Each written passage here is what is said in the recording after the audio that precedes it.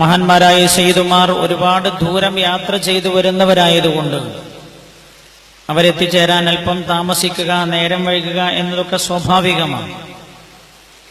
അവരെ നിങ്ങൾക്കാർക്കും മാനസികമായ പ്രയാസം തോന്നരുത്. അള്ളാഹു നമുക്ക് പ്രതിഫലം തരട്ടെ. അങ്ങനെയാണ്, നല്ലൊരാളെ കാത്തിരിക്കുന്നത് പോലും പ്രതിഫലമാണ്. മാത്രമല്ല, കാത്തിരിക്കാൻ തയ്യാറില്ലാത്ത ആളുകൾ ഹജ്ജിന് പോകരുത് എന്നാണ് എനിക്ക് പറയാനുള്ളത്. ഇവിടെ അല്ല, ക്ലാസ്സിനല്ല, ഹജ്ജിന് തന്നെ പോകരുത്. ഹജ്ജിലെ വളരെ പ്രയാസകരമായ വളരെ പ്രധാനപ്പെട്ട ഒരു സംഗതിനെ കാത്തിരിക്കുക. എന്നാ ഒരു മനുഷ്യന് ഏറെ ബുദ്ധിമുട്ടുള്ള സംഗതിയാണ് ഇത് കാത്തിരിക്കുക.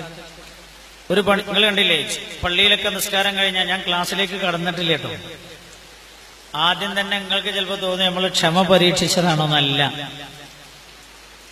ഇവിടെ ശംസുൽ ഇസ്ലാമിക് സെന്ററിന്റെ കീഴിൽ എല്ലാ വർഷവും ഹജ്ജ് ക്ലാസ് നടക്കാറുണ്ട്. ഈ വർഷം പുതുതായി ആരംഭിക്കുന്ന ഹിഫ്ദുൽ ഖുർആൻ സൈനുൽ ഉലമ ഹിഫ്ദുൽ ഖുർആൻ കോളേജിന്റെ ഉദ്ഘാടനം ഏറ്റവും നല്ല ഒരു സദസ്സിലാകണം എന്നത് ഇതിന്റെ സംഘാടകരും നേതാക്കളും ആഗ്രഹിച്ചതാണ്. അതിന് പറ്റുന്ന ഏറ്റവും നല്ലൊരു സദസ്സ് എന്ന് പറയുന്നത് അള്ളാഹുവിന്റെ അതിഥികൾ വരുന്ന സദസ്സ് തന്നെയാണ്. അൽ ഹുജ്ജാജു വൽ ഉമ്മാറു വഫ്ദുല്ലാഹ്, ഹാജിമാരും ഉംറക്ക് പോകുന്ന ആളുകളുമൊക്കെ അള്ളാഹുവിന്റെ നിവേദിത സംഘങ്ങളാണ് എന്ന് പുണ്യ നബി സല്ലല്ലാഹു അലൈഹി വസല്ലം തങ്ങൾ പറഞ്ഞിട്ടുണ്ട്. ആകാശത്തെ ചുവട്ടിൽ നമുക്ക് കിട്ടാവുന്ന ഏറ്റവും നല്ല ഒരു സദസ്സ് അള്ളാഹുവിന്റെ അതിഥികൾ ഒത്തുചേരുന്ന സദസ്സാണ്. ആ സദസ്സിൽ വെച്ച് ആകണം എന്ന് ആഗ്രഹിച്ചു പോയതാണ്. അതുകൊണ്ടാണ് മഹാനായ തങ്ങളവറുകൾ വരുന്നവരെ നമ്മൾ കാത്തിരിക്കുകയും അതിന്റെ ഉദ്ഘാടനം നിർവഹിക്കപ്പെടാൻ ഒരല്പസമയം നമ്മൾ ഈ ക്ലാസ്സിൽ നിന്ന് മാറ്റിവെക്കുകയും ചെയ്തു. നിങ്ങൾക്കാർക്കും ഭാഷികമായ പ്രയാസം തോന്നരുത് എന്ന് ഓർമ്മപ്പെടുത്തുന്നു. മാത്രമല്ല, കാത്തുനിൽക്കുക എന്നത് ഹജ്ജിന്റെ വാജിബാത്തുകളോ അർക്കാനുകളോ ഒന്നുമല്ലെങ്കിലും സുന്നത്ത് പോലുമല്ലെങ്കിലും ഹജ്ജിലെ നിർബന്ധമായും നമ്മൾ അനുഭവിക്കേണ്ട ഒന്നാണ് കാത്തുനിൽക്കുക എന്നത്. കാത്തുനിൽക്കുക, വേറൊരാളെ കാത്തിരിക്കുക. അപ്പൊ നിങ്ങൾ അധികം ആളുകളും ഗവൺമെന്റ് ഗ്രൂപ്പിൽ, ഗവൺമെന്റ് കോട്ടയിൽ ഹജ്ജിന് പോകുന്നവരായിരിക്കും എന്നാണ് ഞാൻ മനസ്സിലാക്കുന്നത്. നിങ്ങൾ പ്രത്യേകിച്ചും അത് ചെയ്യേണ്ടി വരും. നിങ്ങളുടെ കവറുകളിൽ 4-5 ആളുകളൊക്കെ നിങ്ങളുടെ കൂടെ ഉണ്ടാവും. കൂടെയുള്ള ആളുകൾ നിങ്ങളെപ്പോലെ ആരോഗ്യമുള്ളവരായി കൊള്ളണം എന്നില്ല. നിങ്ങളുടെ അത്ര തന്നെ സ്പീഡിൽ നടക്കാൻ കഴിയാത്തവരാവും. അപ്പൊ അവനെ ഒന്ന് ശ്രദ്ധിച്ചു കാത്തു നടക്കേണ്ടി വരും. ഒരു ബുദ്ധിമുട്ടാണ്. ഇടക്കിടക്ക് ഇങ്ങനെ തിരിഞ്ഞു നോക്കുക.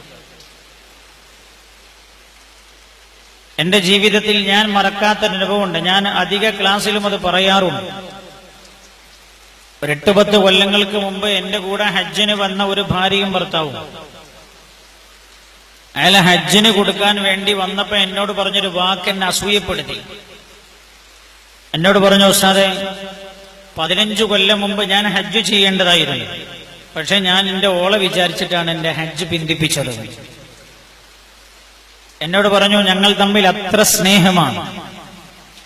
25 കൊല്ലം ഞങ്ങൾ ഒരുമിച്ച് ജീവിച്ചിട്ട് സൗന്ദര്യപ്പിണക്കം പോലും ഞങ്ങൾക്കിടയിൽ ഉണ്ടായിട്ടില്ല. അതൊന്ന് ആലോചിക്കുക നിങ്ങൾ. അങ്ങനെയുള്ളൊരു ഭാര്യ ഭർത്താവിന്റെ ഇടയിലുള്ള സ്നേഹത്തിന്റെ ആഴം അളന്നു നോക്കൂ നിങ്ങൾ. സൗന്ദര്യപ്പിണക്കം പോലും ഉണ്ടായിട്ടില്ല. ഈ പറയുന്ന ദമ്പതികളുടെ നാട് കൂത്തുപറമ്പ് അടുത്തുള്ള, തലശ്ശേരിക്കടുത്തുള്ള കതിരൂരാണ്. അയാൾ മരിച്ചുപോയി 3-4 കൊല്ലങ്ങൾക്കും. അല്ലാഹു അവരുടെ ഖബറിടം വെളിച്ചമാക്കി കൊടുക്കട്ടെ. സൗന്ദര്യപ്പിണക്കം പോലും ഞങ്ങൾക്കിടയിൽ ഉണ്ടായിട്ടില്ല. ഇയാൾ പറഞ്ഞു, കമ്പനി എനിക്ക് ഹജ്ജ് ഓഫർ ചെയ്തിരുന്നു. ദുബായിലൊരു കമ്പനിയിലാണ് ഇയാൾ ജോലി ചെയ്തത്. പക്ഷേ തന്റെ ഭാര്യയെ കൂട്ടാൻ കഴിയില്ല എന്നതുകൊണ്ട് ഞാനത് വേണ്ടാന്ന് വെച്ചതാണ്.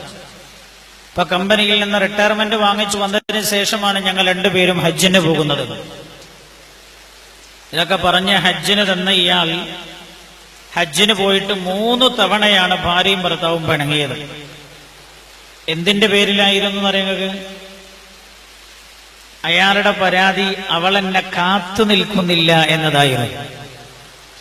നിങ്ങൾക്ക് ഞാനിത് പറയുമ്പോൾ തോന്നുന്നു ഇയാൾ ഹജ്ജ് ക്ലാസ് തുടങ്ങുമ്പോൾ തന്നെ ഈ കാത്തിക്കണതാണോ പറയണത്. ഏറ്റവും പ്രധാനമാണ്. എന്റെ അനുഭവത്തിലൊരു കുടുംബമുണ്ട്. ആ കുടുംബം ഹജ്ജിന്, ആ കുടുംബത്തിലെ ഒരാളാണ് വേറൊരാളെ കൊണ്ടുപോയത്.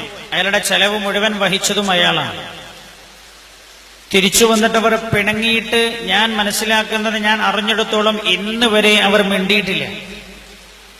ഇപ്പോഴും പിണക്കത്തിലാണ്. അവർ പിണങ്ങിയത് പരിശുദ്ധമായ ഹജ്ജിൽ അറഫയിൽ വെച്ചാണ്.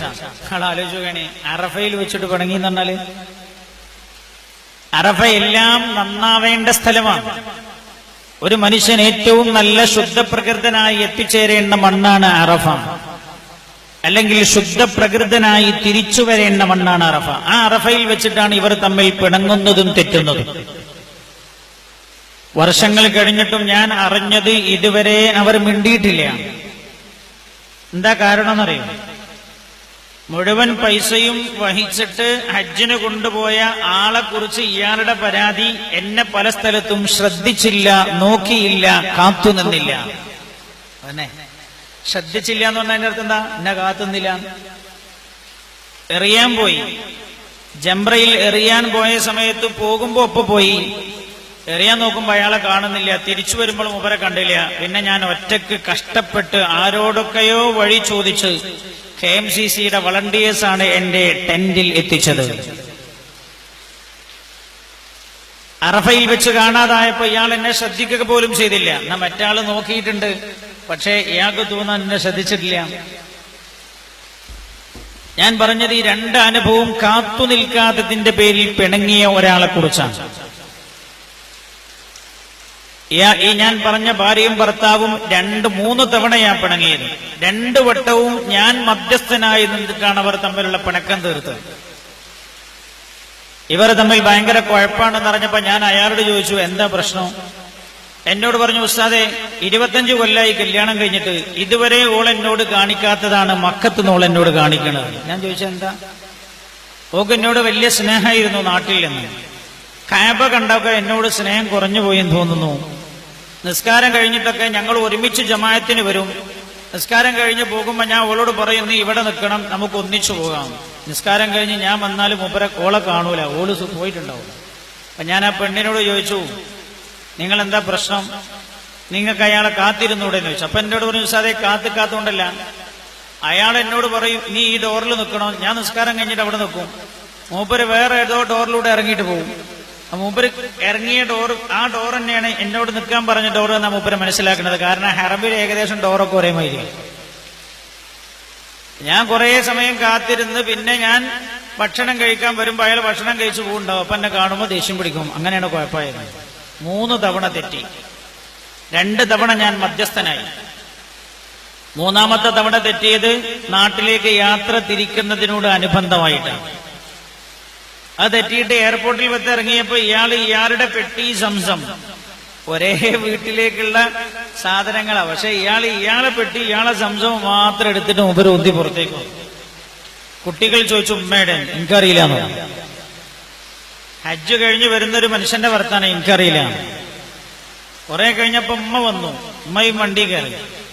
പിന്നെ ഇവർ 2 പേരും അങ്ങോട്ടും ഇങ്ങോട്ടും സംസാരിക്കുന്നില്ല. വാപ്പ പറയണതൊക്കെ മക്കളോടാണ്, ഉമ്മ പറയണതൊക്കെ മക്കളോടാണ്. ഞാൻ പറയുന്നത്, പരിശുദ്ധമായൊരു കർമ്മം ചെയ്യാൻ പോയിട്ട് 1ആയി വരേണ്ട സ്ഥലത്തു നിന്ന് 2ആയി വന്ന അനുഭവത്തിന്റെ കാരണം കാത്തു നിൽക്കാൻ തയ്യാറായില്ല എന്നതാണ്. ഇത് ഞാൻ ഇപ്പോൾ നിങ്ങളോട് പറയുമ്പോൾ തിരിയില്ല. പക്ഷേ നിങ്ങൾ മക്കയിൽ വെച്ച് നിങ്ങൾക്കിടയിൽ വല്ല അസ്വാരസ്യങ്ങളും ഈ വിഷയത്തിൽ ഉണ്ടാകുമ്പോൾ നിങ്ങൾ ഇത് ഓർക്കണം. അങ്ങനെ ഒരു അസ്വാരസ്യം ഉണ്ടാകാനുള്ള അവസരം നിങ്ങൾ ഉണ്ടാക്കരുത്. അല്ലാഹു 1ആയി തിരിച്ചു വരുന്നവരിൽ നമ്മൾ ഉൾപ്പെടുത്തുമാറാകട്ടെ. ആമീൻ എന്ന് ദുആ ചെയ്യുകയാണ്. പേർഷ്യൻ ഭാഷയിൽ ഒരു ആപ്തവാക്യമുണ്ട്, ഇന്തിസാർ കർദൻ ബത്തറസ് മുർദനസ്. കാത്തു നിൽക്കുക എന്നത് മരിക്കുന്നതിനേക്കാളും വലിയ ബുദ്ധിമുട്ടാണ്. അസ്രായിൽ വന്നിട്ട് ഒരാൾ ചോദിക്കുകയാണെങ്കിൽ മരിക്കണോ, നിങ്ങൾ വേറൊരാളെ കാത്തുക്കണോ എന്ന് ചോദിച്ചാൽ അയാൾ പറയാം, അസ്രായിലെ മരിച്ചോളെന്നാലും കാത്തുക്കാൻ പറയരുത്.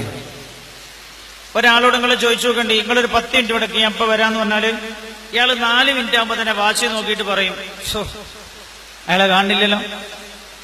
2 മിനിറ്റ് കഴിഞ്ഞാൽ പിന്നെയും നോക്കിയിട്ട് പറയും, ഇയാൾ എവിടെ പോയി? 10 മിനിറ്റ് ആയിട്ടില്ല, 8 മിനിറ്റായ പറയും, ഈ ചങ്ങായി എപ്പോഴാ വരിക? 10 മിനിറ്റായ പറയും, ഈ ഹംക എവിടെ പോയി? ഓരോ സമയം കഴിയുമ്പോഴും ശൈലി ഇങ്ങനെ മാറി വന്നുകൊണ്ടിരിക്കും. ഇത് 15 മിനിറ്റായ പറയും, പഹയൻ ഓന്റെ ബൈക്ക് പോട്ടെ, ഞാൻ എന്റെ ബൈക്ക് പോവാണ്. ഞാൻ പറയുന്നത്, ഒരു നല്ല ഹൃദയമുള്ള ആളല്ല എങ്കിൽ കാത്തു നിൽക്കുക എന്നുള്ളത് ഭയങ്കര ബുദ്ധിമുട്ടാണ്. നിങ്ങൾ കണ്ടിട്ടില്ലേ, ചില പള്ളികളിലൊക്കെ വെള്ളിയാഴ്ച ജുമാ നിസ്കാരം കഴിഞ്ഞാല് ഇമാമ് ഖത്തീബ് 2ാമത്തെ സലാം വീട്ടാനായിട്ടുണ്ടാവില്ല, 1ാമത്തെ സലാം വീട്ടിയാൽ തന്നെ അസ്സലാമു അലൈക്കും വറഹ്മത്തുള്ളാഹ്. അപ്പൊ തന്നെ കാണാം പള്ളികളുടെ കോടിപ്പടിയിൽ നിന്ന് എന്താ നിസ്കരിച്ചു തിരക്ക് പിടിച്ചു പോവാ. ഈ പോക്ക് കണ്ടാൽ നമുക്ക് തോന്നും ഓന്റെ വല്യാപ്പ മരിച്ചിട്ട് വാപ്പക്ക് അറ്റാക്ക് ആയിട്ട് മെഡിക്കൽ കോളേജിൽ പോകാൻ ആംബുലൻസ് വിളിക്കാൻ പോവാൻ തോന്നും അവന് പോക്ക് കണ്ട. എന്നാ ഈ നിസ്കരിച്ച് ഇമാമിന്റെ അടുത്ത് ഇമാമിനോടൊപ്പം നിന്ന് ദിക്റും ദുആയൊക്കെ കഴിഞ്ഞിട്ട് പ്രസംഗം കഴിഞ്ഞ് 2ാമത്തെ ദുആ മരിച്ചോൽക്കുള്ളതും കഴിഞ്ഞിട്ട് ഈ ജുമയിൽ പങ്കെടുത്തവൻ പുറത്തു പോയി നോക്കിയാൽ കാണാം 1ാം സലാം വീട്ടിയപ്പോ ഓടിപ്പോയവന് അങ്ങാടിയിൽ വെറുതെ അങ്ങനെ മേപ്പോട്ട് നോക്കിക്കണം. എന്താ കാരണം? കാത്തു നിൽക്കുക എന്നത് അത്രമേൽ പ്രയാസമാണ് മനുഷ്യന്. ആദ്യം തന്നെ ഞങ്ങളോട് പറയാണ്, ഈ സ്വഭാവം നിങ്ങൾക്കില്ല എങ്കിൽ നിങ്ങളുടെ ഹജ്ജ് തട്ടി ഉടഞ്ഞു പോകാനുള്ള സാധ്യത വളരെ കൂടുതലാണ്. ഇസ്ലാം തന്നെ പഠിപ്പിക്കുന്നതാണ് കാത്തുക്കാൻ പഠിപ്പിക്കുക. ആരെ? ഒരു ദിവസം 5 നേരം നൽകുന്ന പ്രാക്ടീസാണ്. 5 നേരത്തെ പ്രാക്ടീസ് ഏതാണ്? നിങ്ങളെന്താ മിണ്ടാത്ത? ഞാൻ നിങ്ങൾ ഇന്റെ കാത്തുന്നതിനെ ന്യായീകരിക്കല്ലോ. അത് കഴിഞ്ഞ് അതുങ്ങളൊക്കെ മാപ്പാക്കണം. അതല്ല, ആ വിഷയം പോയി. അതുണ്ടായില്ലെങ്കിലൊക്കെ ഹജ്ജിൽ പ്രധാനമായി നമ്മൾ പറയുന്ന ഒരു കാര്യമാണത്. ഒരു ദിവസം 5 നേരം അള്ളാഹു നൽകുന്ന പ്രാക്ടീസ് എന്താ പറയുക? കാത്തു നിൽക്കുക, വേറെ ഒരാളെ കാത്തു നിൽക്കുക. മാമൂമ് ഫാത്തിഹ ഓതിയിട്ടുണ്ട്. മാമൂന് ഫാത്തിഹ ഓതലാണ് നിർബന്ധം. മാമൂമ് ഫാത്തിഹ ഓതി കഴിഞ്ഞു, ഇയാൾക്ക് റുക്കൂക്ക് പോകാൻ പറ്റൂല. ഇമാമ് സൂറത്ത് ഓതാൻ തുടങ്ങിയിട്ടുണ്ട്. ഇമാം ഓതിയത് അൽ ബഖറ എന്ന് വിചാരിക്കുക.